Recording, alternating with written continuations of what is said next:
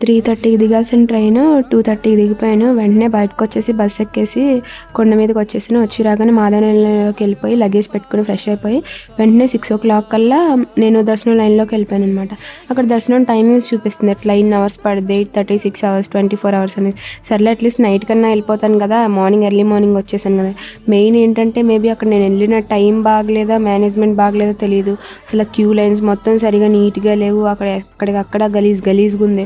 ఒక పక్కన దర్శనానికి వచ్చిన వాళ్ళు దర్శనానికి వచ్చిన అన్నట్టు లేకుండా గొడవలు అసలు నాకైతే మంచిగా అనిపించలేదు ఈసారి. ఎందుకంటే ముందు రోజు నైట్ కూడా నాకు ట్రైన్లో నిద్రపోలేదు నేను.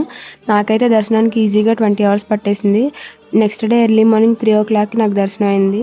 సరే దేవుడా ఎలా అయినా నీ దర్శనం అయింది కదా అనేసి వెంటనే మంచిగా దండం పెట్టుకొని కొన్ని ఫొటోస్ దిగేసి అక్కడ వెంటనే నేను లగేజ్ దగ్గరికి వెళ్ళిపోయాను. అదే మాధవ నిలయానికి లగేజ్ తీసుకొని.